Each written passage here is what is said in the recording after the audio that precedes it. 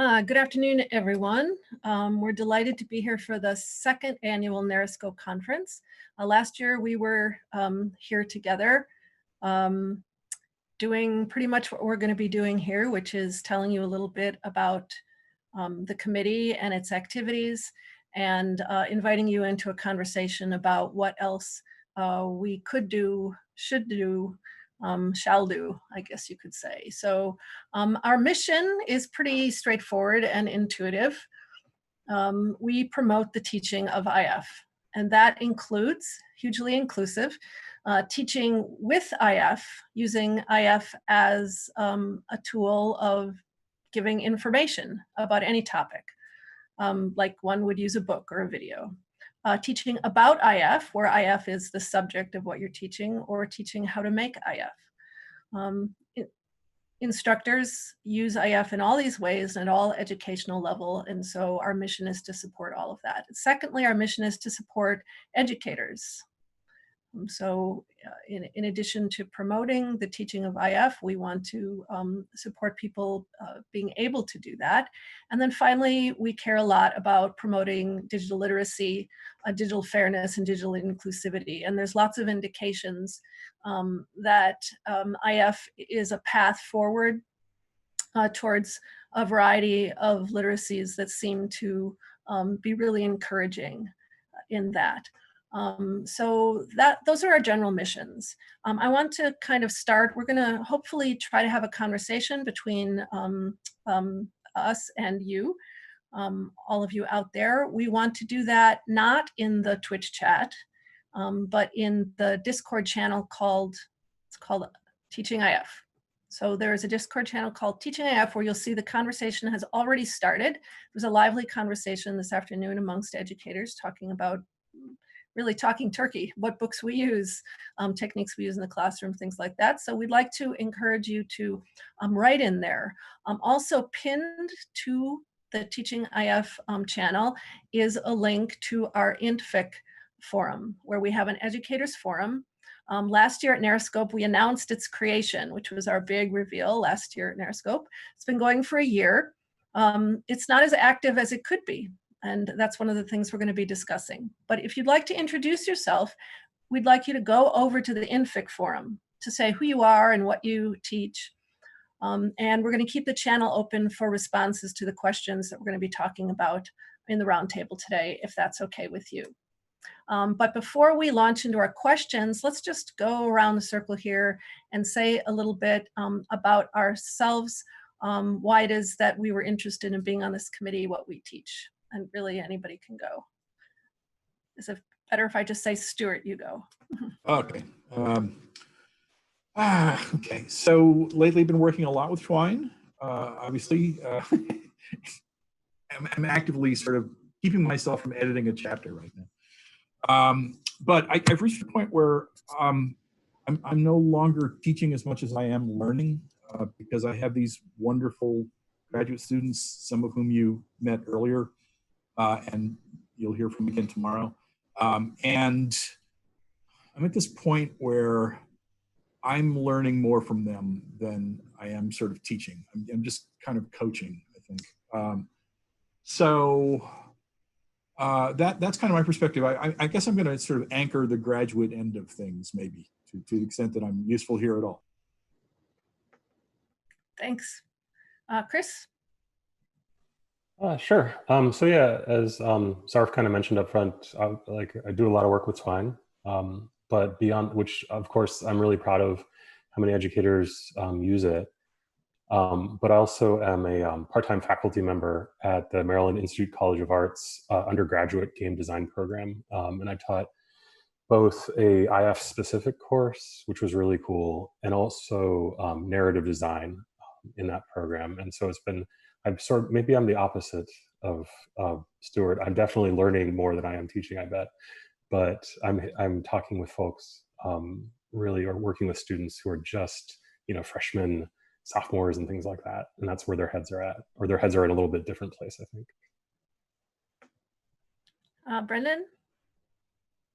Oh, you're muted. Okay, I'm unmuted. I'm Brendan Desilets. I'm a teacher. Right now, I'm an adjunct professor at the University of Massachusetts at Lowell. And I also run an interactive fiction club at the Pollard Memorial Library in Lowell. At UMass Lowell, I teach undergraduates. At the library, I teach middle school and high school students for the most part. And I've been doing some work lately, particularly with Inform 7 and using it as a tool for helping my undergraduates to be better academic writers. Thanks. Matt? Hi, I'm Matt, and I'm now not on mute. Hi, everybody. So my background, I'm a former middle school teacher. I used to teach social studies using Twine in projects. I would have students play a game and then make a game, like a sequel, a historical subject. Currently I am an assistant professor at the University of Northern Colorado, as my intro stated. And my work is at the intersection currently of game-based learning and social and emotional learning. So I'm researching right now for a book on that intersection, how we can be better people, pro-social, through playing and making games. I haven't dabbled, well, okay. So my experience was mostly with Twine. I'm also, I forget what the title would be, but I'm involved with Storium EDU, which is a, sort of a passive play Storium version for schools, as well as with, I'm on the education board for Global Game Jam Next. So that's another initiative where we get kids to make games. So that's been a lot of where my work is centered in kids designing games as a mode of self-expression. And we have a paper that we just had published from a game design studio camp we ran last summer called Systems at Play, Game Design as an Approach for Teen Self-Expression. And most of the kids wound up using Twine as their chosen game design tool to share issues that matter to them. And I dropped a link in the Discord. And virtual mic drop. Who's next? Thanks. And I'm Judith Pintar.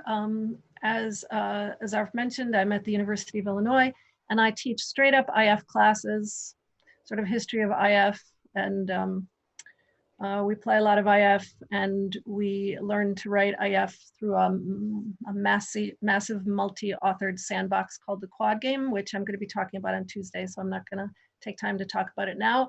But I also teach Inform 7 in just game design classes, just as a section. And then, more controversially, I just teach Inform 7 in any class about anything.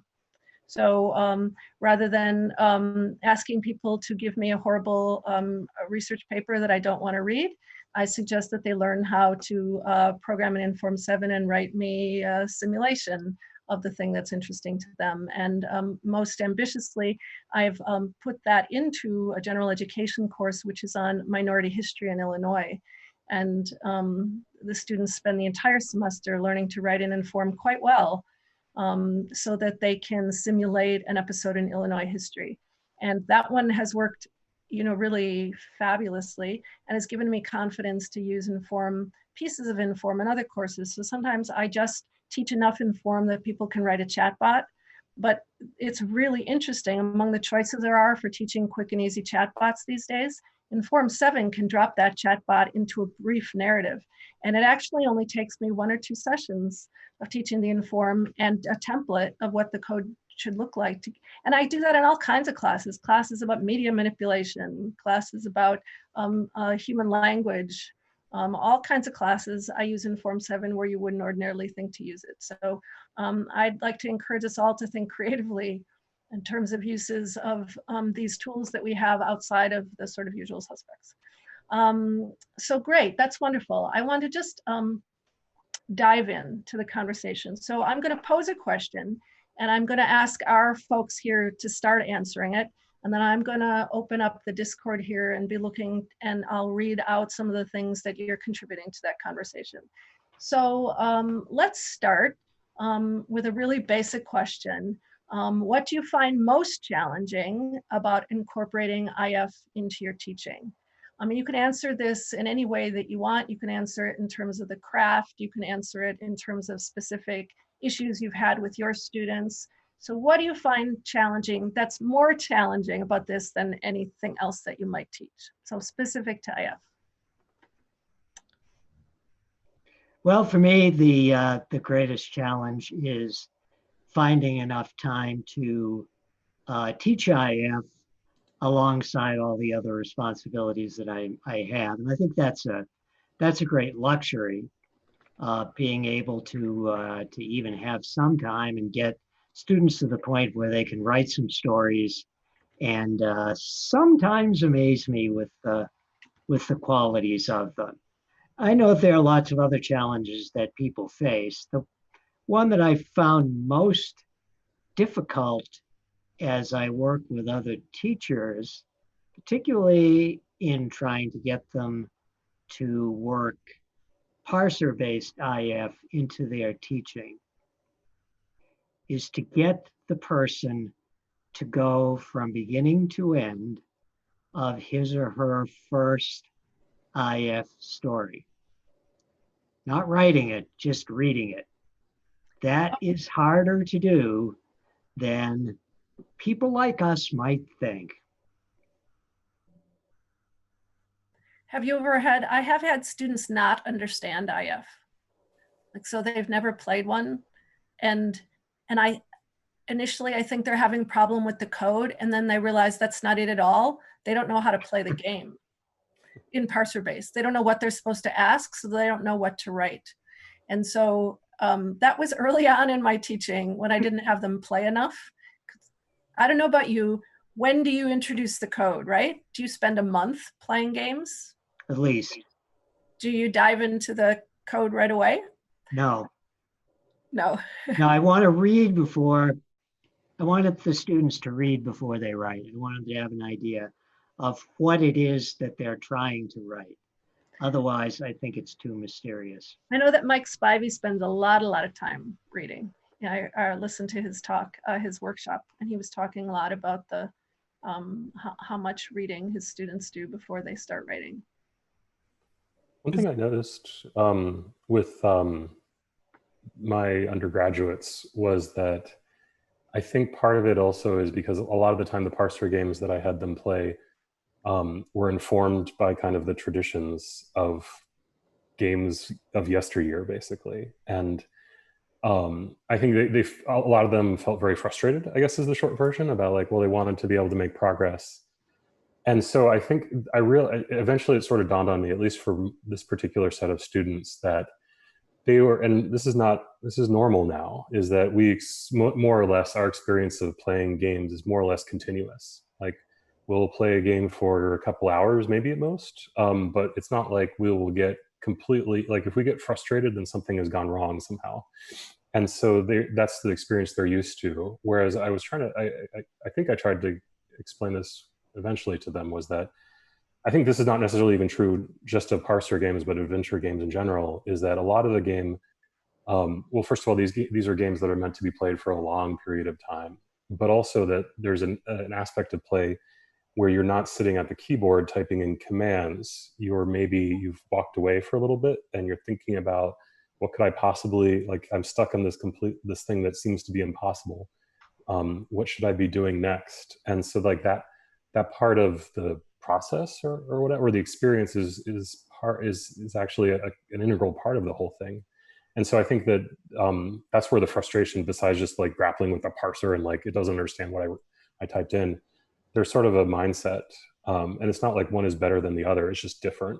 And that was something that I had never really, because obviously I grew up in that kind of tradition and I'm used to like, yep, you're gonna get stuck and you're gonna have to come back to it a little bit later. And so learning almost, that's the degree of literacy, I suppose, in playing these games. I have a bunch of comments from the Discord channel. I can read some of them to us. Dan Cox says, literacy, With Twine, it's a mix of technologies, languages, and story formats. It's hard to teach without focusing it down to one story format and then letting students explore as more advanced tasks. So that's something we all face if we teach more than one story format, right? And what are they most familiar with? So it's a lot of kinds of literacy. And we get students at a lot of different levels and knowledge and gameplay experience. Because one of my IF classes is general education, I got students who never played games. Like normally, what games do you play is a question you ask early on, get to know each other. It's like, well, I don't play games, right? Interesting that you're here, right? And sometimes they write some amazing things. Mike Spivey says, one challenge I've had creating effective scaffolded coding assignments to learn the language we're using in Form 7. So the follow-up question from this is going to be, what do you need? What can we provide? So that's a good one, looking ahead. Clara says, the struggle of teaching IF, especially parser, is making students understand the conventions of design, getting them to play read. Playing out loud in class does help, but they need to be able to sit down and reflect on how they're playing on their own. That was another thing that Mike Spivey said in his talk, was that he has the students read out loud for long periods of time in class. Do you all do that? Do you have people read games out loud? That was kind of how we started 30 years ago, was literally having people sit around before there was much of an internet, where it was local area networks, and just running, individual instances of games, and then taking turns reading out loud as they went and comparing, well, my game is like this, here I am. And sometimes these weren't even games, they were, hypertext fictions or things like that. But the same logic applies. And yeah, I think that's very useful, because you need to break out of that individual, I'm stuck in this room kind of problem. I have my students do it in groups sometimes, and I tell them to map the game, and then I give extra credit for the best map, which causes them to go a little faster and get a little farther. Sometimes it's the old competition thing. So Ruber says, my students have problems with the pickiness of each language. Even Twine Harlow is quite difficult to get into with the format of the macros. And of course, in Form 7, famous pickiness. Oh, picky. Ink is also difficult to wrap around their heads as soon as I talk about doing loops and such, but they understand really easily the paradigm of each system.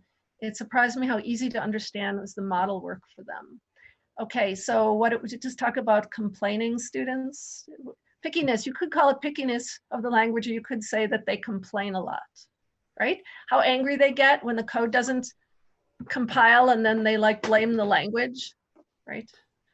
Do you have student unhappiness? Any experience with, do you feel like your students are different than? I have personal unhappiness, and I blame Chris.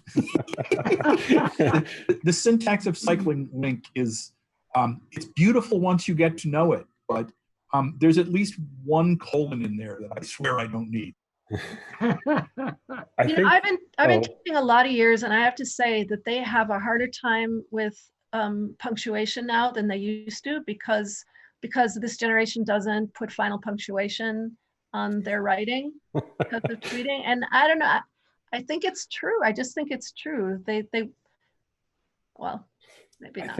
I think this is true because I do teach sort of a lot in some of the courses I've taught. I have students who have never programmed at all.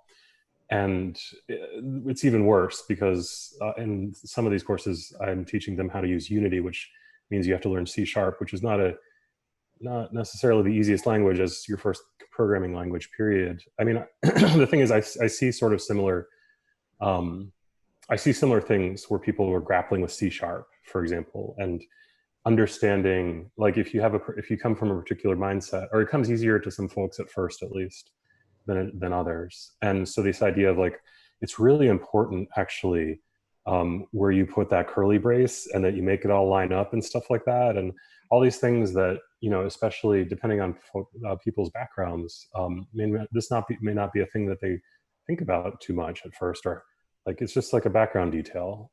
And so I think, honestly, and so I forget if that was part of the question, was what can we do better, is that I think the answer is, in these kinds of things, for these people who are first, encountering the idea of computer languages, which are so picky by their nature about how you have to come and kind of go almost meet them 90% of the way there. I feel like so much of the answer is like good feedback, which I totally agree actually that Twine doesn't have that really, like as far as like if you type something in that isn't really right, you're going to have to wait a while before you realize that, and good editors and things like that will give you much more feedback and even try to clean up your code to a certain degree. And like, like it's funny to try to explain like, well, actually you need indenting your code properly is actually helpful to you in the long run. And at least until you get to that point where you've internalized that lesson or you've firmly disagreed with it, like at least having the editor or something help you along with that, and click the format button or whatever and see something done for you. I'm sorry, Chris. Somebody needs to write a good book on debugging. I mean, or tell me where, it's been written, I'm sure. But I mean, is there a good simplified guide? I started writing a chunk of a chapter today on debugging and realized, no, this needs to be a chapter. And then I realized, no, this is a book. This is 5 chapters. This is a good segue into question number 2, which is, so there's a range of unique challenges in teaching IF. And I should say that some people posting here don't teach how to do it. Some people, Apshai has posted that she teaches IF in lit classes. So she says that what's challenging is teaching the basic lexicon of IF, which she takes for granted, but it takes longer than she expected. She recommends Zarf's Dreamhold as a help to that. Teaching the lexicon. But so I want to segue to the second question, which is, given that there are certain specific challenges, what can we do as a community to support each other? What do we need? What are we not producing? And so I hear there are gaps in our resources. And Mike posted here, good theoretical readings comparing and contrasting interactive fiction with static fiction, or writing narrative in IF as opposed to narrative in other styles of writing, right? Do we have the resources that we need? Do we have enough books? Do we have enough? So what sorts of resources could we attempt to generate? Could we elicit? Could we generate as a community on behalf of each other? What would you want? What do we need? What's missing from the support that teachers need? I have to say, I got this book recently, and it's made for 8 to 10-year-olds, and it's literally amazing. I got all of them, actually. I got Ananthropy's one on Scratch, which I'm pretty good at Scratch already, and I teach that. Also, Puzzle Script. But I mean, this is just written in plain language. It's colorful. There's pictures. There's diagrams. It's, more places to upload games. This is great. I mean, this is like, should be in every classroom. But I mean, my work, what's that? Well, we don't know that, right? So I think that meta here is that you know that, but we don't know that. People don't know about that book, right? Yeah, so Ananthropy, if you don't know her work, she's a professor at DePaul University, game designer, lots of amazing games, totally awesome. The reading of this book is, it's a fun book to read, even if you don't know anything about Twine. Just reading it is fun. And all these different examples of stories here are great. I mean, I've gone back and researched to, like, I'm rereading the new version of this, right? Hamlet on the holodeck. And that's a lot of where some of this starts, 20 plus years ago, right? And then we have a lot of research around that. But I don't know, I think we need more books like this. It's more than a how-to book. It's like an inspiring book. And it ends about, like, try other tools, try Bitsy. Also materials we can give to students so we don't have to be making them ourselves. And also the sharing of materials. Yeah, what I've been doing is I've been making lots of screencasts on Screencastify, because I wound up teaching on, like everybody else, teaching on Zoom, teacher educators, how to use interactive fiction tools.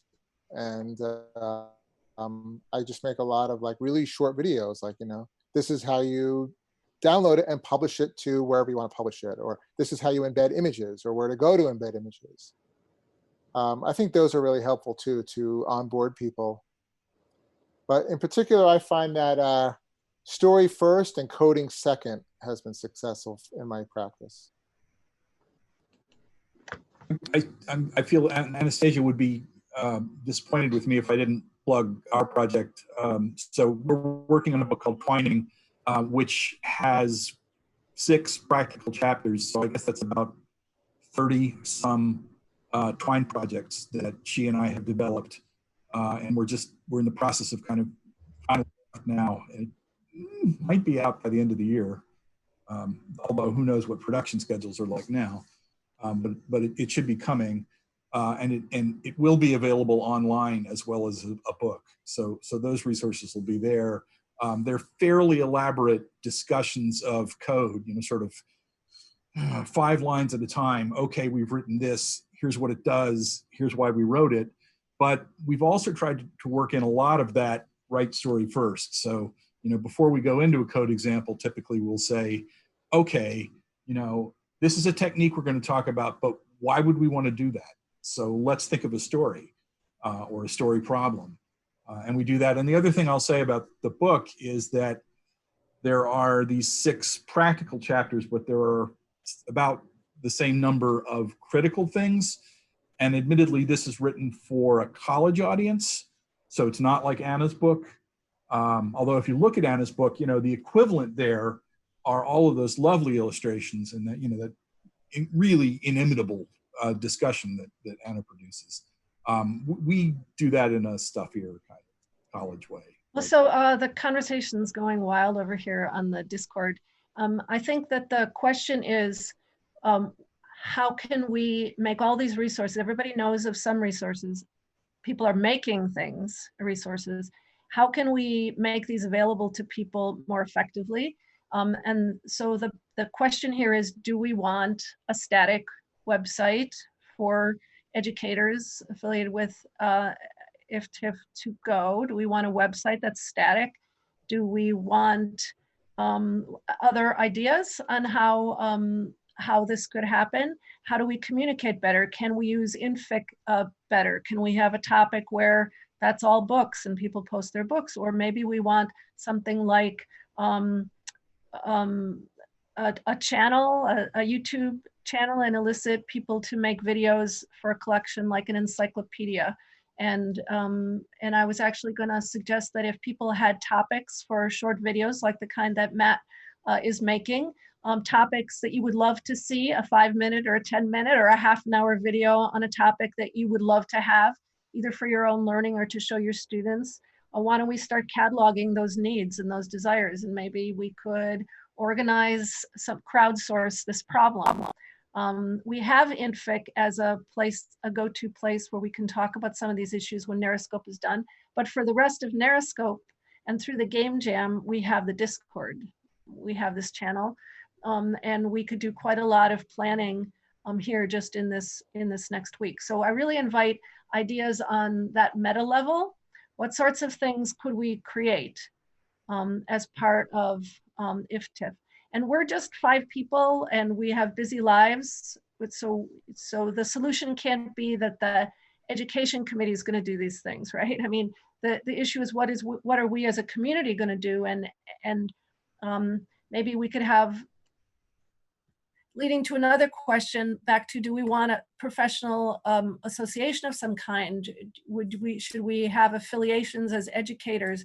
How do we build community? I guess these are all part of one big question. What do we want? What do we want to be? How do we want to function in creating community as educators and supporting each other? We're open to all suggestions, right? All topics.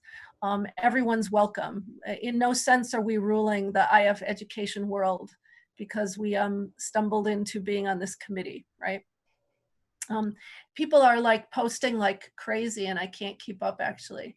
There's all kinds of interesting things. And people are doing some self-organizing, offering to make spreadsheets and collect references because people are suggesting books left, right, and center here. So one other thing I want to say on that is really quick. I found very useful to borrow from what the National Writing Project and National Council of Teachers of English call mentor texts. So like when you write a poem, you read a poem and you go back and forth to it. So I found a lot of success with Twine stories or other IEF parser stories as a mentor text. So having students play lots of games and then keep referring back to them as models. I think that would be a really useful resource as well, especially ones that are like ones that evoke emotion, like the uncle who works for Nintendo, right? How could you replicate that? Okay, so let me just get meta to that again. Matt, that was a fabulous tip. That was a classroom tip. And somehow we need to collect that, right? Because we've heard it, but if we weren't here, people didn't hear it. Where does that tip go? Where does that idea go?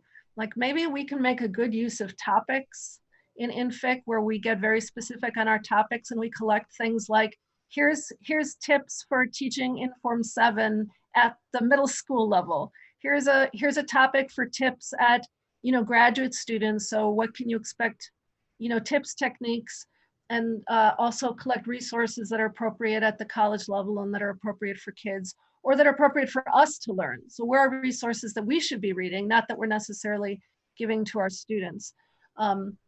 So we need to both collect and sort simultaneously here. So I'm open to suggestions on how that could happen. If we have any library scientists amongst us to help with the sorting task of this, because it's a tremendous amount of information. And the question is, how do we get it into a way that we can all use it and be supported? But what do we need besides like text, tips? Do we need community? Do we need opportunities to talk to each other the way other professionals in their professions? We have this now. We have NarraScope. We have other conferences where we might see each other. What do people need?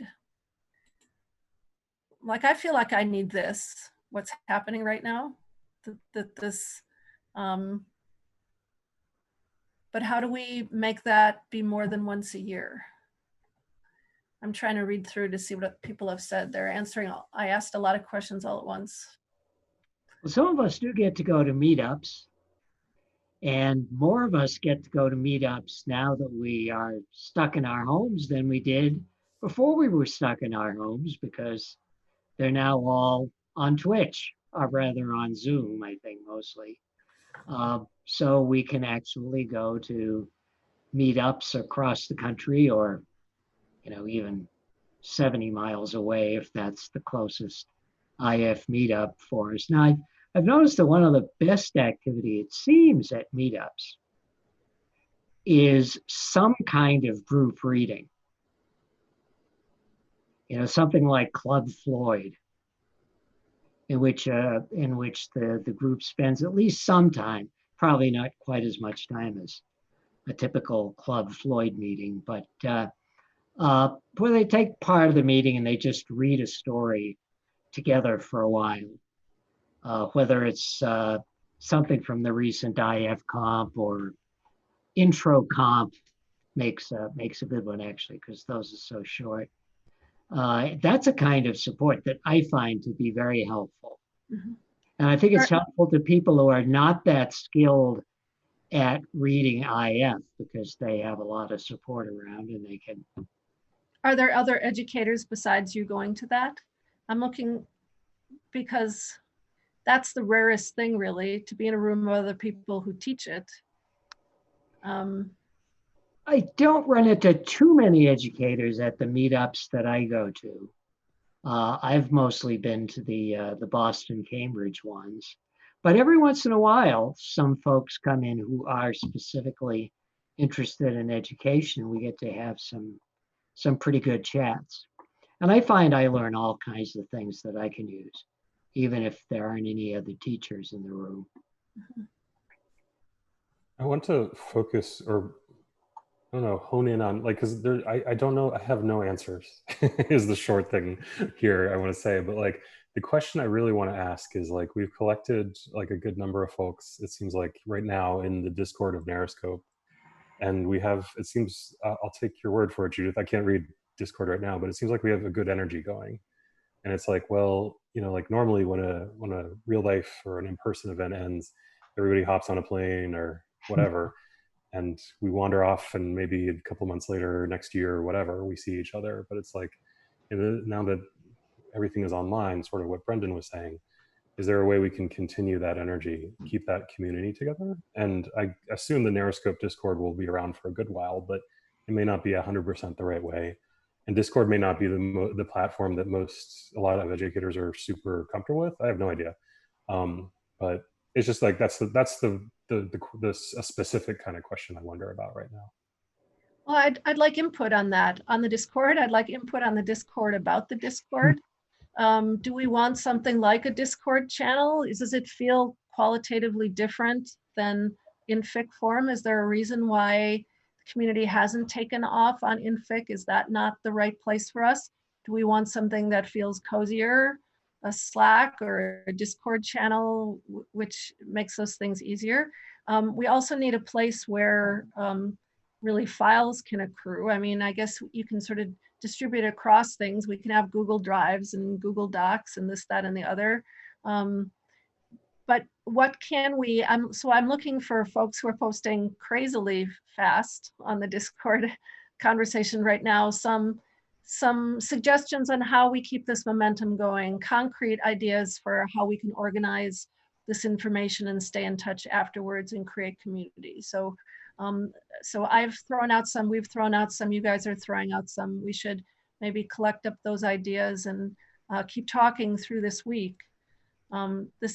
This is the only time that, had we been in Illinois, there is the quad, there's the University of Illinois, where we would be sitting on the grass having a picnic if there weren't a pandemic right now, having our educators party, where we could like hash out all these things. But I think we have really an opportunity to start something, make something here in terms of this community, make some actual moves forward.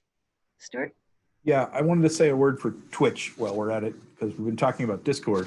And not to say that, you know, these things are rivalrous, so you could do lots of different things. But I've had, or my students have had, enormous success in organizing a community around Twitch channels. And, you know, it strikes me that we're talking about playing games. So, you know, we probably ought to be thinking about Twitch. You know what would be the most amazing thing to use in my classes would be to have the author of a game play their game on Twitch and talk about their process, especially if they're answering a specific question that they've been prompted from an educator, right? Where we came up with some questions that come up in our classes that we would like to ask, and we could ask them, please play your game. And maybe a Twitch channel actually is kind of brilliant, really, where maybe we could even stream. I mean, maybe we could have a series during the year between NarraScope where we're just inviting people to propose or send us, pitch us some ideas for some, or just send them and we'll decide what we're going to live stream and what we'll just keep. And we can make a live dynamic index of them as they're coming in to say what's in them in terms of content and make that available to teachers. And we'll just say, oh, we got something on that. That game's been covered. That question was answered. That tip, that technique. And Matt, a thing you could do is do a little video that indexed what you've done elsewhere. So you say, just come on and say, okay, these are the range of things I've covered, right? And give the link to where your other material is. Mm-hmm. So, hey ho, educators, it's Friday night. Thanks for coming in. I want to tell you about all the stuff I've already done that's available for you. Or you know, these are the books I use. Like, just give us a half an hour on the books you're using. I mean, that would be amazing, wouldn't it? Stuart, I think you might be right that of all the possibilities, Twitch feels, because we can collect there, because it's a channel, we actually could kind of be streaming them live and then we keep them. We can be inviting them. We can be inviting specific people to talk on specific things that we need. Having game creators play their own games we haven't done that, but yeah. What if we had like a library of those? How amazing would that be? We'd go to it all the time for our classes, right? Yeah. I will just say that one of my students who I wish could be here to respond on this or respond on Discord is out getting tear gassed right now. Yeah. One of the factors that might work in favor of starting a Twitch channel right away would be the fact that I think that the two best podcasts that had reading of IF live, one of them has simply stopped officially, And the other one, the Clash of the Type-Ins podcast with Ryan Veeder, has kind of stopped putting out new episodes for, I don't know, maybe the past year or so. So we would be perhaps filling up a little bit of a void, although obviously it wouldn't be in the form of a podcast. I like that idea of a Twitch channel. I think that's People are saying that they get spam attacked. on Discord gets spam attacked. Oh, Discord servers, not Twitch. Sorry. Oh, okay. They're talking about it all. Discord servers get spammed. Does Twitch have a problem, since obviously it would be public? I'm pretty sure the answer is yes. We haven't seen it, but again, I defer to my student colleagues who know more about it than I do. Mm-hmm. Yeah, I mean, I think regardless of what platform, if we end up on a platform, there will always be, every platform requires moderation and care intending, right? Mm-hmm. And some are easier than others. Like Twitch tends to encourage folks to drop in for good or bad. I think that's where, in Discord to a lesser degree. And so I think that's a concern no matter what. You know who we should tap on the shoulder about setting up a Twitch channel is Melissa Kagan, because I know she's been thinking about it. And so if she's in the Discord, I'm interested in what she might want to say. I haven't seen her, but she's presenting on Thursday, I think. So she's going to be around. Oh yeah, Twitch has problems. Twitch chat is notorious. Somebody just wrote. We don't need to use the chat if we're, I mean, we can use if we have other more private ways of talking to each other, we can just use the Twitch. I mean, we can moderate the live stream, but then it's just recorded and then we're just using it as a resource, right? We're just using it as a place to keep and index videos. But I love the crowdsourcing aspect of this because our knowledge is dispersed. Clearly it is. Everybody's holding up the book they use or the tool they used or the idea they have, right? We have this tremendous amount of knowledge on how to teach IF and it's dispersed amongst us. So how do we, most effectively, yes. So YouTube is also, everything has problems, Chris, as you said, they're discussing. We could look at the joining the Fair Play Alliance. Are you familiar with that? So it's fairplayalliance.org, and it's about stemming toxicity online. And members are, like ranges from Discord to Epic Games and Blizzard and pretty much a who's who, Roblox, Ubisoft. But they have, recommendations and suggestions and best practices and possibly worth pursuing because all platforms are going to have some sort of, problematic issues, I think. Somebody just suggested a journal, an online, so a publication, a journal of some kind. Yeah. Well, write the work. So Dan Cox also posted, there's an issue about labor because what happens is if you're the kind of person who volunteers and does stuff, she says, as chair of the committee, you get stuck holding the bag ultimately, right? And then the same people do. Dan Cox in particular does a tremendous amount of work and he's trying to finish he's trying to get his PhD. So he's going to have to pull back on his IFTIF work because he does a lot, right? He does so much. So there's a lot of free labor problem. So this is where it has to, as I said, it has to be more than sort of the committee members who are sitting here representing. We just represent everybody, right?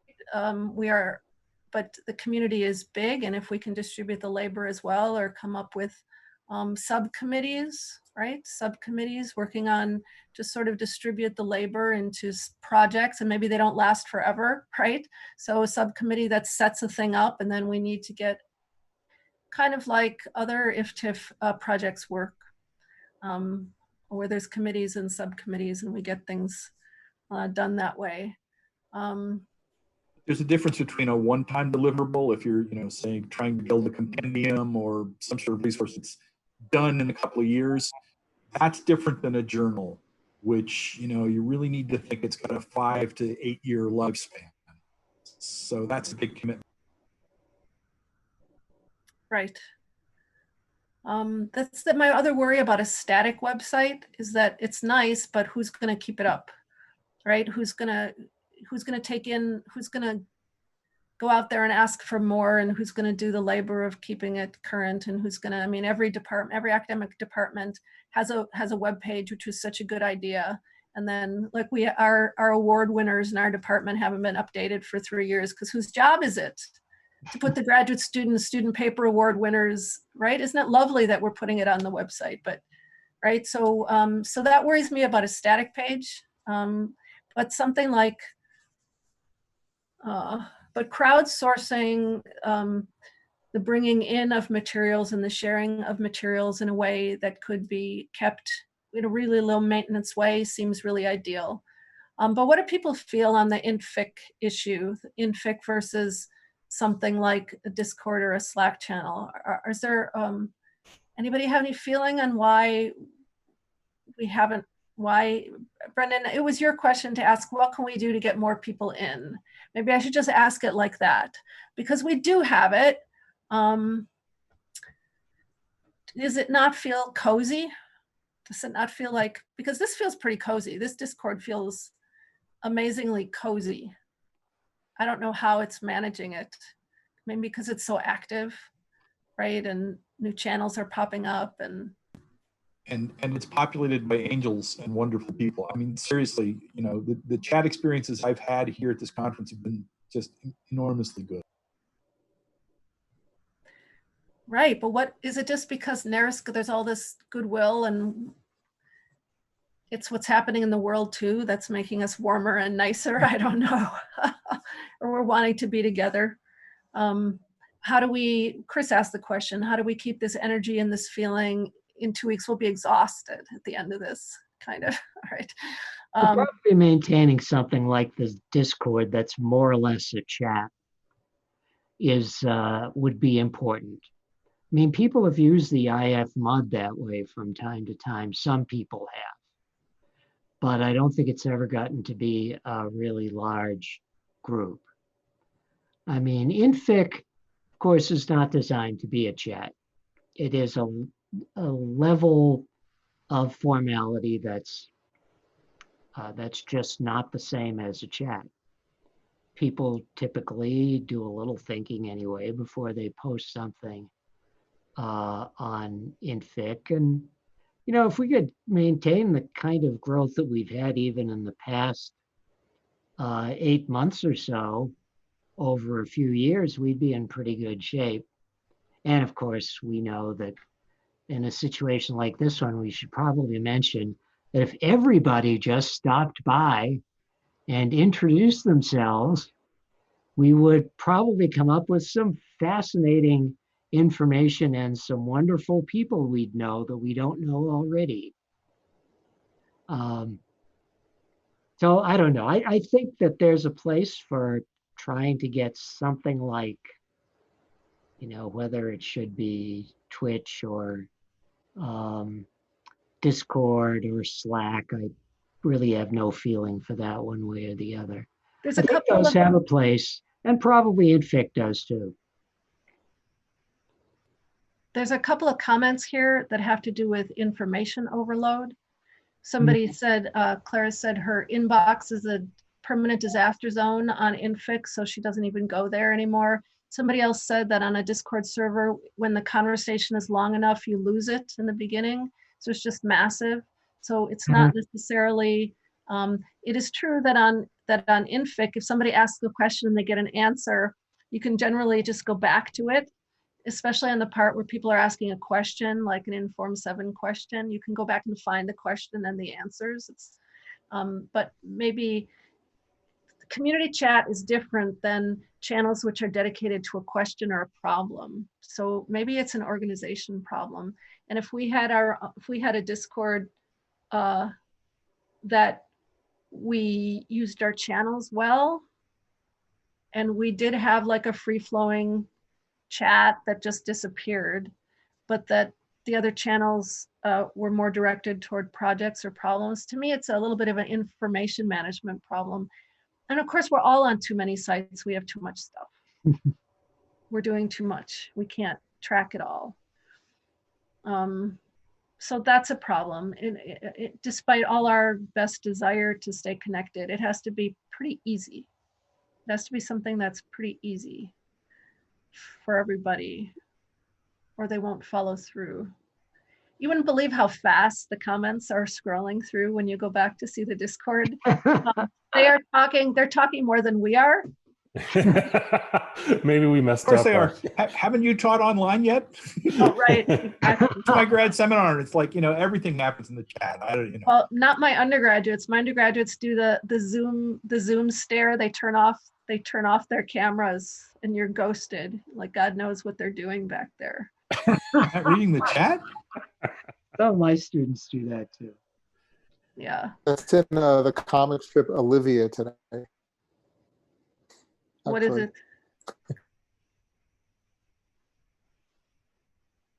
Freeze. Oh, somebody said go to the well, we're gonna have to go look at INFIC too. Apparently things are happening there. I don't have it up. Oh, well. So we'll see. Yes, something's happening since we've been gone. Clara will know. She says she gets all email notifications of all of them. Well, so we have about 8 minutes left. Could we consolidate down to some action items? Since this is the last time we're addressing our community directly here, so we right now have the attention of our community, right? And hopefully that they're telling us on INFIC who they are, right? So we're gonna go to INFIC and they're gonna, if they did what I asked, they're gonna have told us who they are. And then maybe they'll have some, maybe they'll be volunteering their labor. That would be a lovely thing, or some ideas.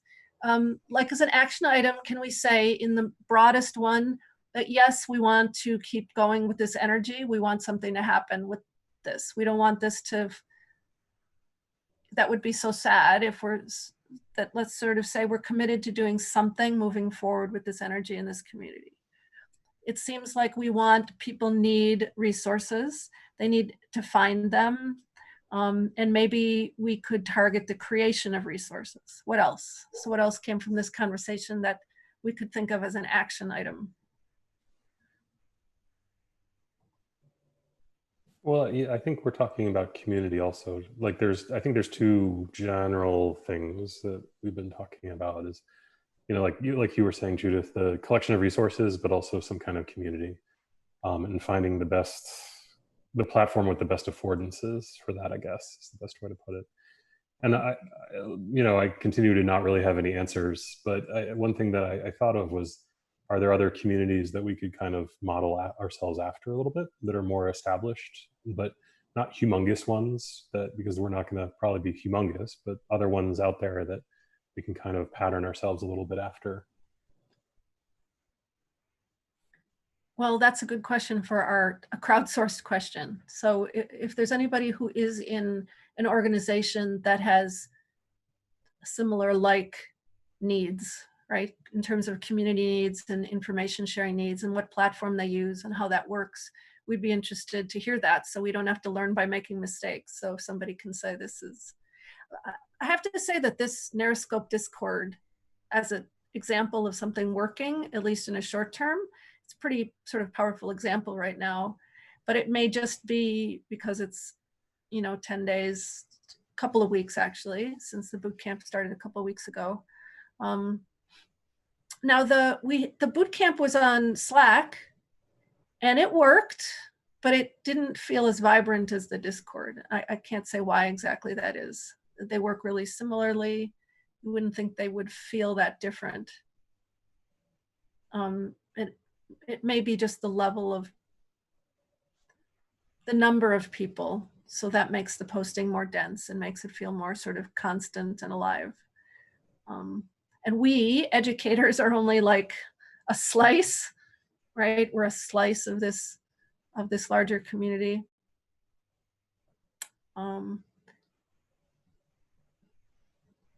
Okay, if there were a long-term active Discord, says Zarf, we could do something similarly for this. Oh wait, they're talking about archiving.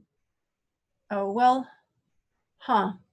Well, maybe IFTIF as a whole needs to look at Discord, right? We use Slack for our internal administrative stuff, not for community. I think, I mean, we're to stray a little bit far afield. Like, I think that there is sort of a gap in terms of like the fiction forums are great, but I realized I'm not sure where the chat, the more real-time community kind of exists. I'm not sure there is one. There might be, there probably are ones I just don't know about, but I do think that there is kind of a gap in general on that. Okay, this is boulder to drop in pond, but the feeling I'm getting from this event, NarraScope, is that there's way more interesting stuff happening outside of at least higher ed. So I probably don't want to drag secondary in here, but you know, I just feel like I heard from a lot of brilliant people who said I dropped out and I didn't need college and I didn't need a writing program, and they're right, they didn't.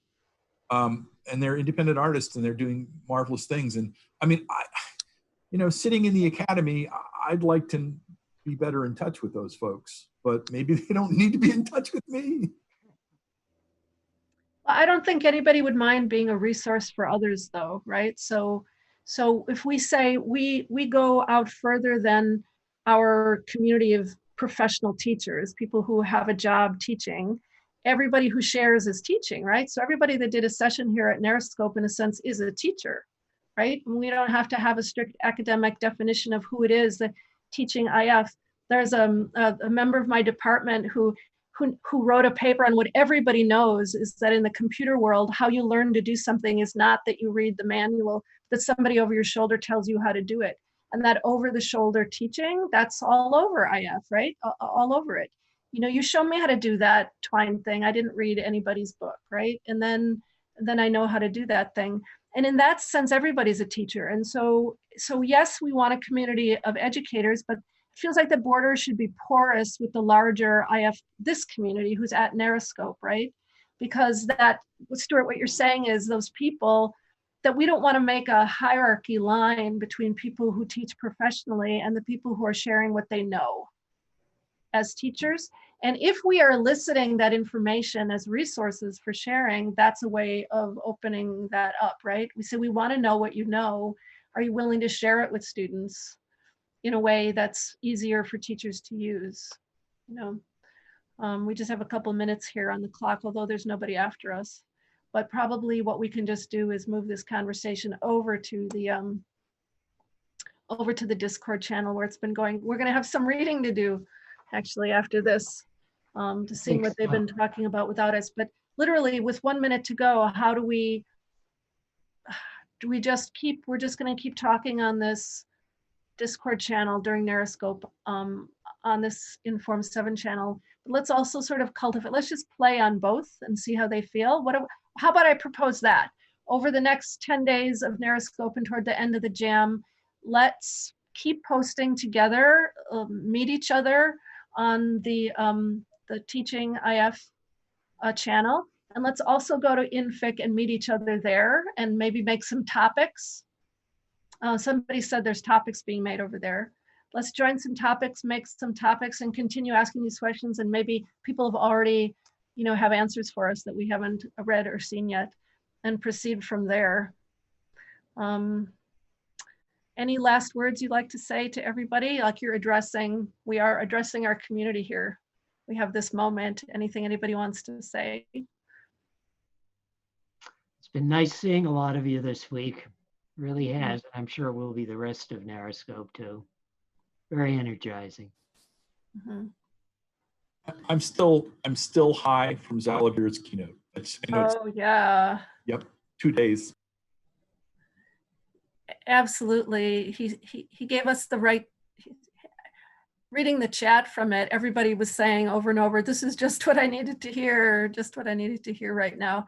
And maybe the lesson for us as educators is being adequate is enough, right? Because aren't we so self-critical, right? When we get bad evaluations, the little wretches. And whether we deserve them or we don't, we can really get down on ourselves and be self-critical and saying that we're actually, you know, we're pioneers, right? It isn't like 100 years of discipline behind us here. We're, you know, just a couple of decades. Brendan and I are, so I have to always give Brendan credit for teaching longer than me. So I've been teaching, you've been teaching since mid 80s. I started teaching 90. So we have 82. 82. Yeah, okay. But when did you start teaching digital narrative? 84. Okay. Well, I started writing, okay, we're going to be doing the old folks. Oh, the boomers. A little sort of, that's very funny. So anyway, we have decades, not centuries, right? Of a history on teaching this stuff, and we're all doing fine, and let's help each other do it. Yeah. That so, seems like a great ending. Yeah, Zara, if you can cut us off when you want, and we're gonna head over to the Discord to have a look at this amazing discussion, and we'll see you all around the Discord, everybody.